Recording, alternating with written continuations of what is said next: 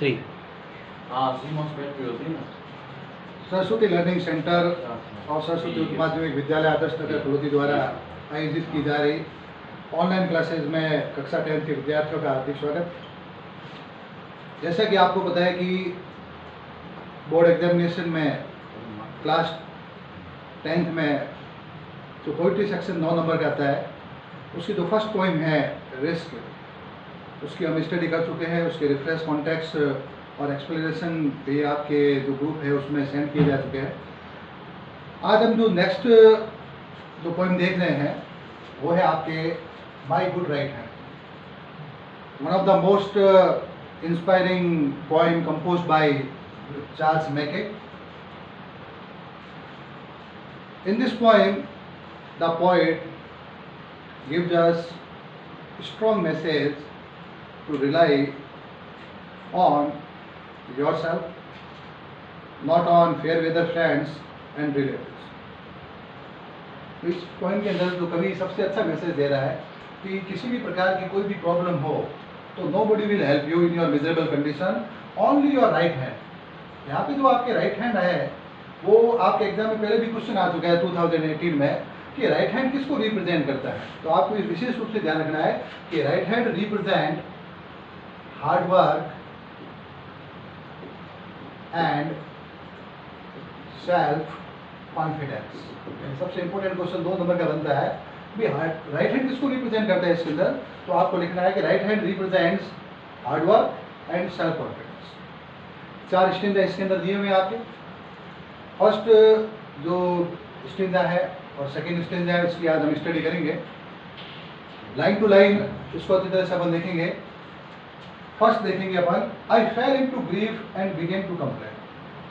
First line के अंदर ही जो आपको विशेष रूप से ध्यान रखना है, क्वेश्चन बन सकता है एग्जाम में कि what does the word I here refers to. I का प्रयोग किसके लिए हुआ है, तो आपको विशेष रूप से ध्यान रखना है the word I here refers to the poet Charles Mackay. तो I fell into grief, grief similar word याद रखना है इसका। ग्रीफ का जो सिमिलर वर्ड होगा आपके शो। आई फेल इनटू ग्रीफ, एक बार मैं बहुत बड़ी प्रॉब्लम में फंस गया। I was in very miserable condition due to poverty, due to poor condition.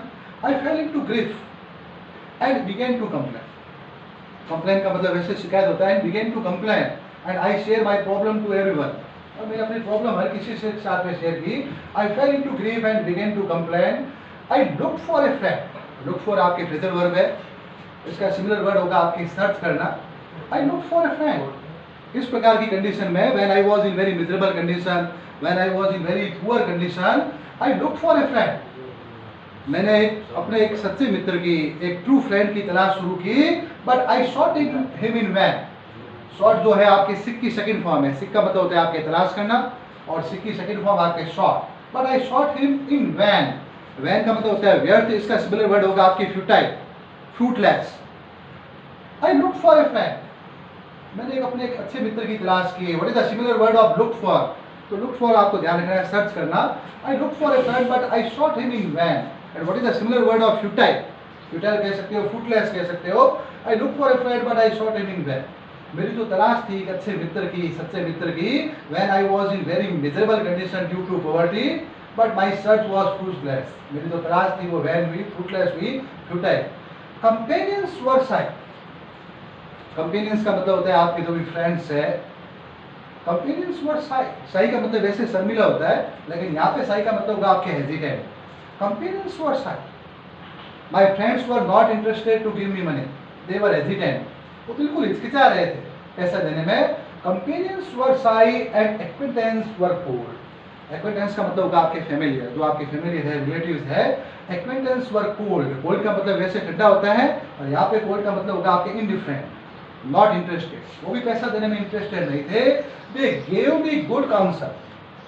Exam में बनेगा कि what does the word they here refers to, तो the word they here refers to the companions and acquaintance, जो आपके familiar है, friends है, उसके लिए they gave me good counsel. Counsel का मतलब होता है आपके एडवाइस, उन्होंने मुझे बहुत अच्छी अच्छी सलाह दी। But dreaded their gold, dreaded का मतलब होता है अफ्रेड, वो डर रहे थे। देयर गोल्ड, गोल्ड का मतलब वैसे सोना होता है, यहाँ पे गोल्ड का मतलब होता है मनी। तो ये था first stanza. In the first stanza, the poet says that once he was in very miserable condition due to poverty, and I shared my problem to everyone, but nobody helped me. I looked for a friend to get help in my miserable condition, but companions were hesitant and my familiar were indifferent towards me. They gave me only good advice but afraid to give me money. तो ये था आपके first stanza. इसमें कुछ similar word है, उनको आपको अच्छी तरह से देखना है। जैसे एग्जाम में जैसे ग्रिफ है, इसका सिमिलर वर्ड देखिए आपके Saurabh.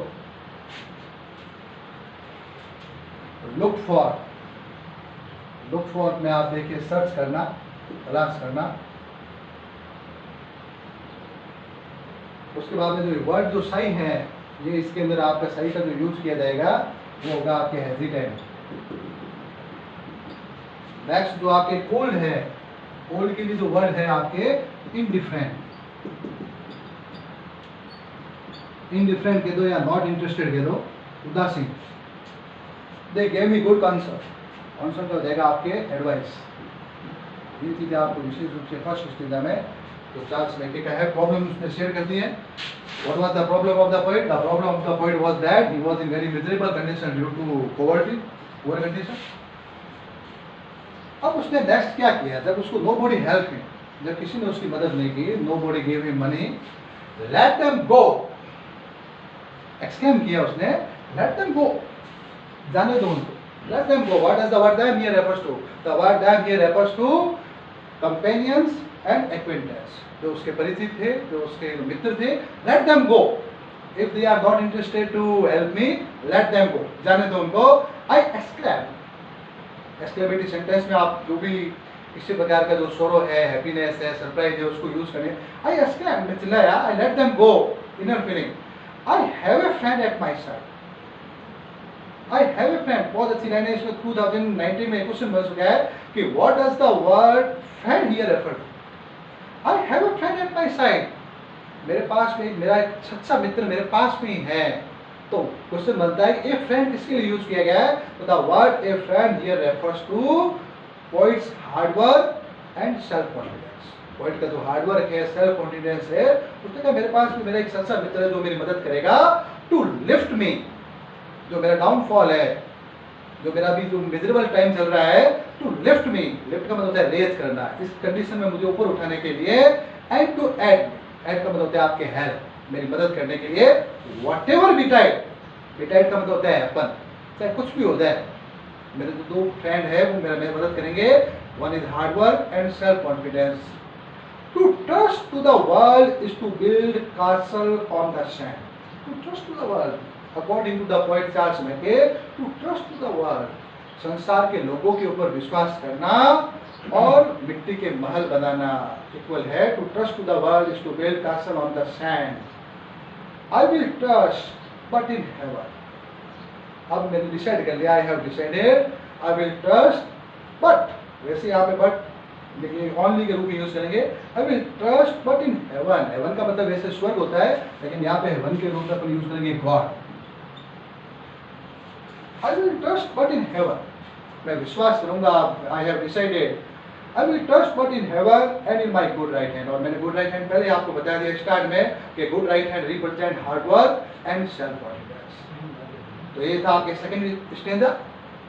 Second stanza the poet decided to trust in God and his good right hand, and right hand represent hard work and self confidence. तो ये था आपके जो दोनों जो स्टेंजा है बाय गुड राइट हैंड के। In first stanza the poet express his miserable condition due to poverty, and the second stanza he decided to trust in only in God and in his right hand, and right hand represent hard work and self confidence। अब इसके जो कुछ जो similar word है वो भी दो तीन आप देख लीजिए। जैसे डिटाइड, डिटाइड का हो जाएगा आपके अपन। सेकेंड इसके अंदर जो आपके जो बता दिया मैंने, हेवन का गॉड हो गया, जो राइट हैंड है वो रिप्रेजेंट करता है आपके हार्डवर्क और सेल्फ कॉन्फिडेंस को। डैम का यूज किया गया है इसके अंदर आपके कंपेनियंस और एक्वेंटेंस के लिए। लिफ्ट का भले आप कर लो इसके अंदर रेज, RAISE। हेड के रूप में आप कर लो हेल्प। ये विशेष रूप से आपको ध्यान में रखना है। तो माय गुड राइट हैंड के दो स्टेंजा हमने कर चुके हैं। कल हम थर्ड और फोर्थ करेंगे, इसका कंक्लूजन क्या निकलेगा लास्ट में वो हम कर देंगे। ठीक है, धन्यवाद, थैंक्स।